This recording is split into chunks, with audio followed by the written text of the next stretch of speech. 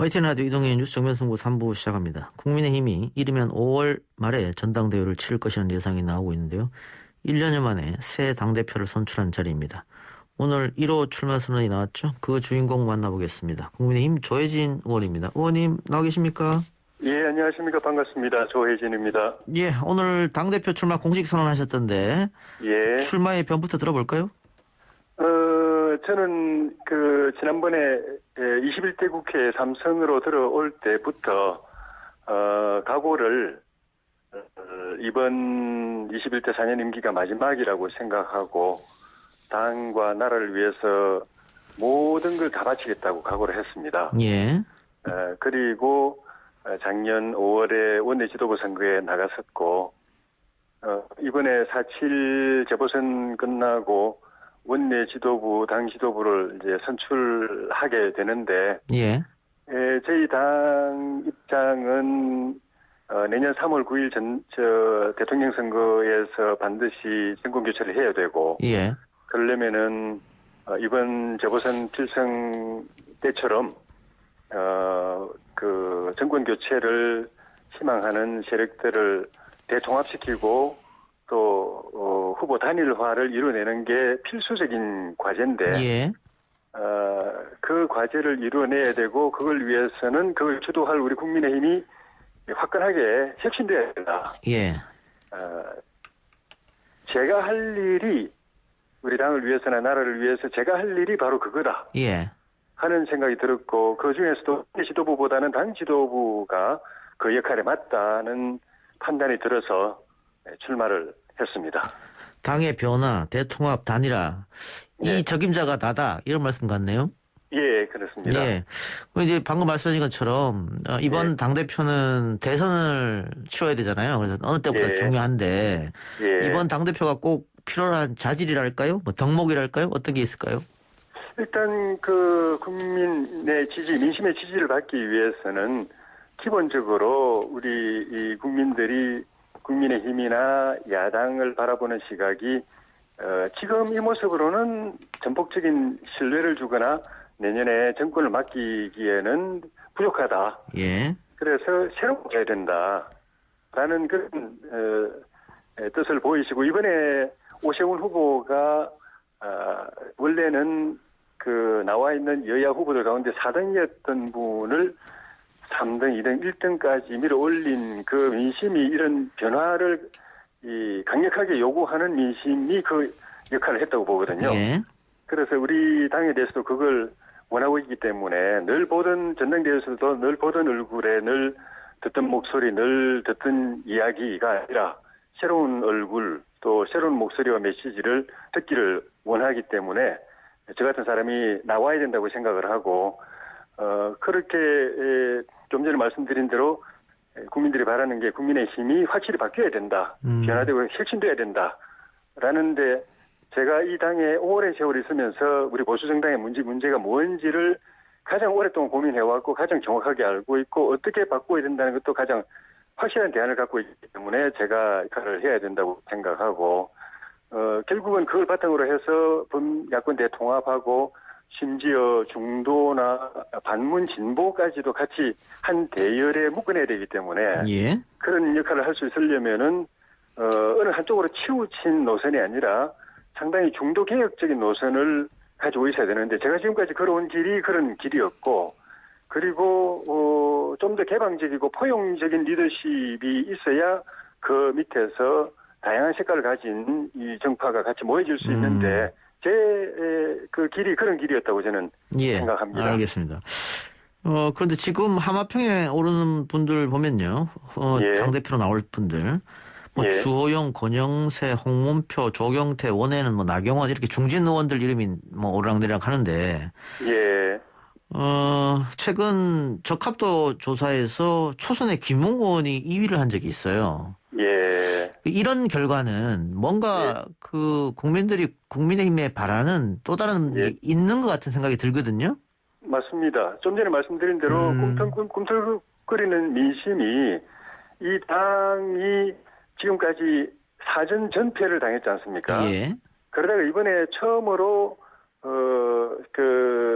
결과적으로 이제 이기는 선거, 우리 당이 이겼다고 보기도 사실 좀 애매한 부분이 있지만 결과적으로 처음으로 4연패 이 터널에서 빠져나오게 된 계기가 국민들의 그런 그 변화의 또 요구 그런 것들이 좀 전에 말씀드린 이 오세훈 후보를 저 4등에 있던 후보를 이렇게 끌어올려가지고 결국은 바꿔냈는데 예.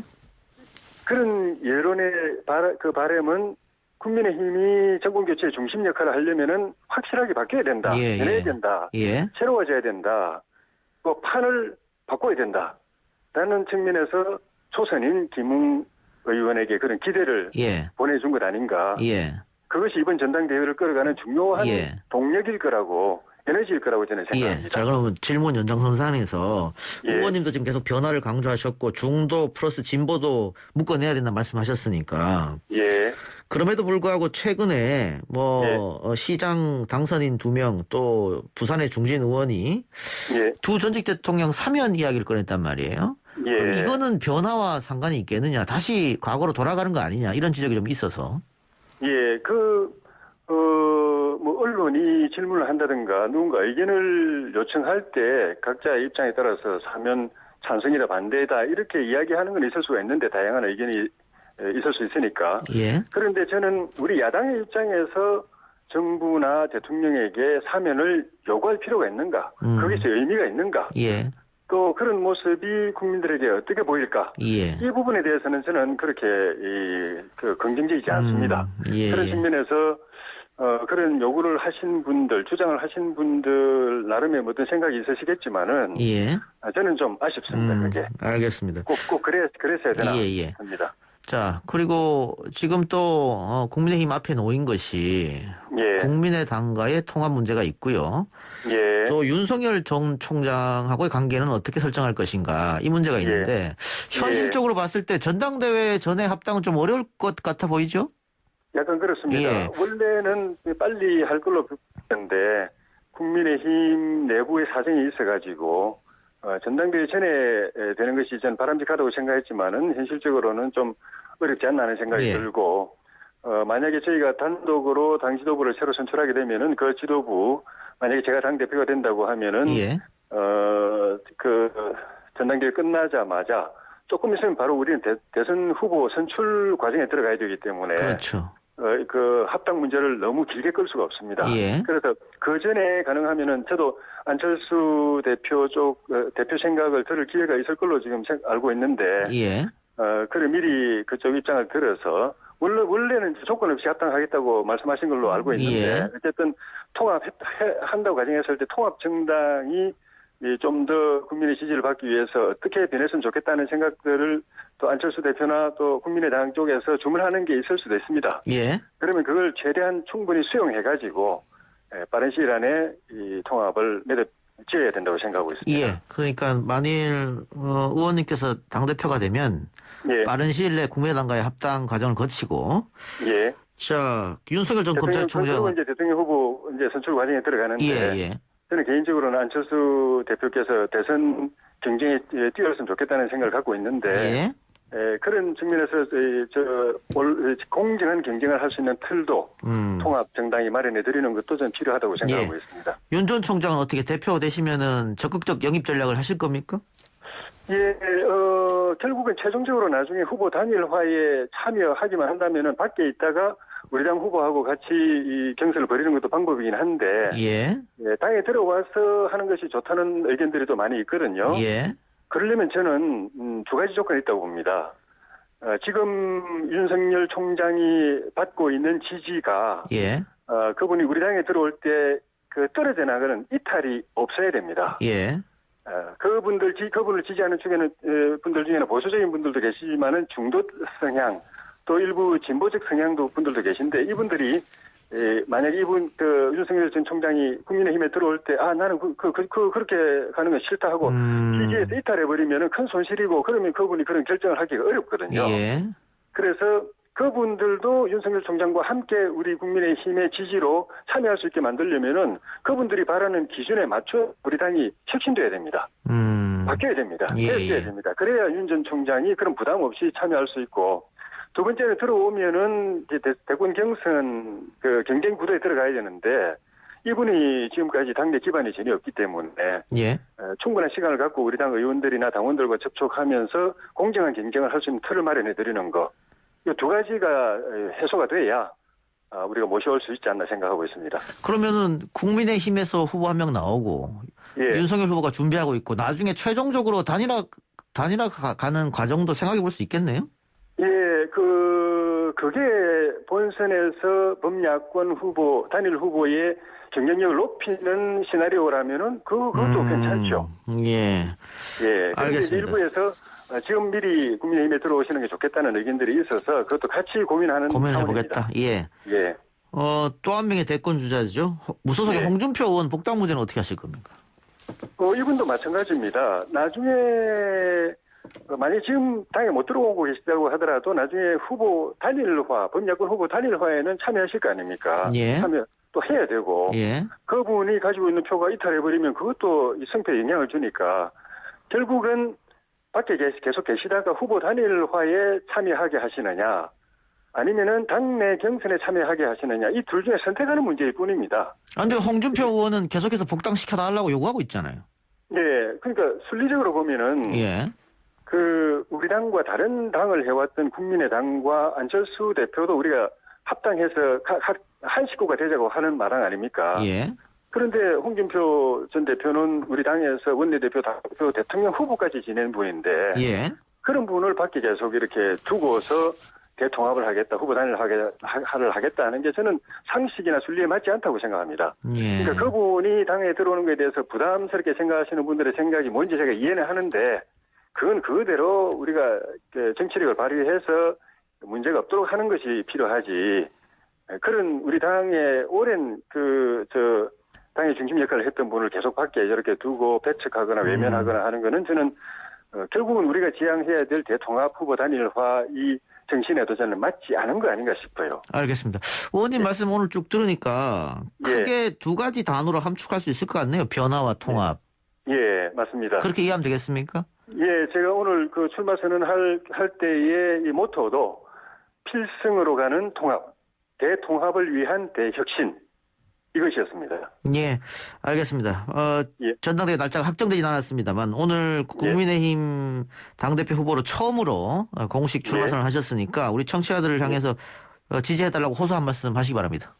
예, 저는 이번에 3선이 되면서 그동안에 이 정치 활동을 그렇게 화려하게 하거나 또 이렇게 남 앞에 쉽게 나서거나 함부로 나서거나 그렇게 잘 하지 않는 성격이어서 저를 모르시는 분들이 저 사람이 당대표를 할 수 있나 이렇게 의문을 갖는 분도 있는 걸로 알고 있습니다. 그런데 제가 확실하게 자신 있게 말씀드립니다. 저는 조용히 그렇지만 확실하게 제대로 오늘 이때의 이 시기에 우리나라와 당을 위해서 특히 우리 국민의힘의 개혁 쇄신과 또 그것을 바탕으로 한 내년 이 대통합, 범야권 대통합과 후보 단일화라는 이 큰 역사를 위해서 꼭 필요한 가장 잘할 수 있는 사람으로 저는 준비됐다고 스스로 자부하고 자신하고 저 같은 사람이 필요하고 가장 잘할 수 있기 때문에 나왔습니다. 예, 오늘 믿고 한번 기회를 주시면 좋겠습니다. 예, 고맙습니다. 의원님 감사합니다. 예, 고맙습니다. 지금까지 국민의힘 조혜진 의원이었습니다.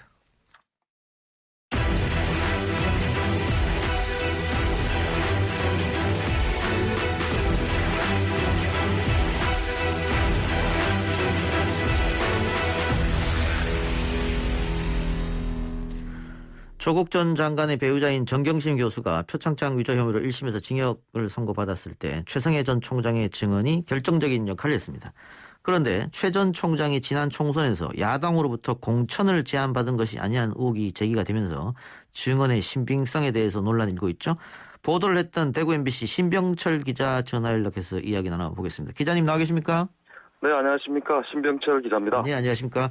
제가 기자님 리포팅을 봤는데 굉장히 취재도 방대한 것 같고 리포팅도 굉장히 길던데 이번에 의혹보다는 가장 핵심은 어떤 걸까요? 딱 크게 한 두 개 정도로 말씀드릴 수 있을 것 같은데요. 예. 첫 번째로는 저희가 이제 최성해 전 총장이 전 동양대 관계자에게 한 말을 육성 녹취본을 우리가 저희들이 확보를 해서 예. 했는 게 있는데 그 중에서 최성해 전 총장이 이제 동양대 전 관계자에게 비례대표 5번을 약속받았다. 그런데 자기가 나가려고 했는데 이제 최종적으로 나가지 않았다. 거절했다.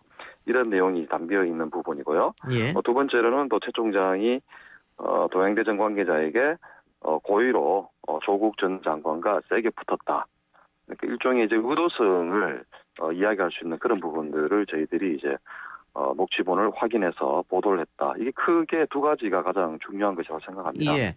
일단 고의로 세게 붙었다. 이 말이 함축하는 것은 어떤 게 있을까요?